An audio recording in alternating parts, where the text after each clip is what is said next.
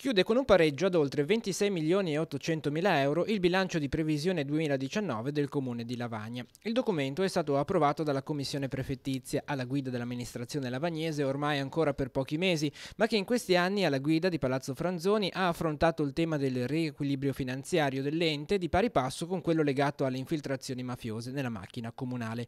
Un libro a cui manca ancora un capitolo, sicuramente quello decisivo, ovvero la decisione della Corte dei Conti sul piano di rientro presentato dai commissari e inizialmente bocciato dal Tribunale Contabile. Il ricorso sarà discusso nell'udienza del prossimo 27 febbraio. Intanto però, atto amministrativo necessario, ha preso forma il bilancio di previsione triennale 2019-2021 che basa la quasi totalità delle sue entrate sulla tassazione ancora ai massimi. Quasi 9 milioni in ingresso grazie all'IMO, 1,2 dall'IRPEF, oltre 3 milioni dalla Tares e dalla Tari, le imposte sui rifiuti. Impossibile poter contare su prestiti e anticipazioni di cassa. Con il totale complessivo delle entrate, il Comune ha una possibilità di spesa piuttosto limitata e vincolata.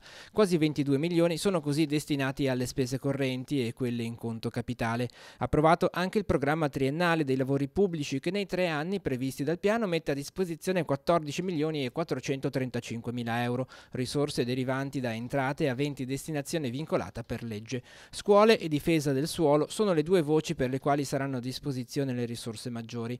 Nel 2019 600.000 euro sono stati destinati ad interventi di messa in sicurezza e adeguamento normativo per l'edificio che ospita la scuola Dognocchi e la scuola materna di Via Colombo. Sarà anche messa in regola con la normativa antincendio la scuola Vera Vassalle. Con quasi 3 milioni di euro sarà mitigato il rischio idraulico del Rio Rezza, con 900.000 euro quello del torrente Barassi, con la messa in sicurezza del centro abitato di Cavi Borgo.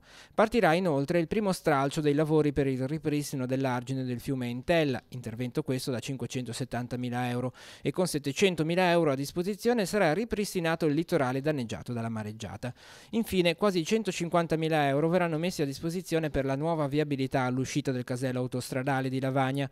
Il progetto prevede la realizzazione di una rotatoria su via Moggia. I lavori dovrebbero partire a breve, si sta attendendo proprio in questi giorni il via libera al progetto definitivo da parte di Società Autostrade.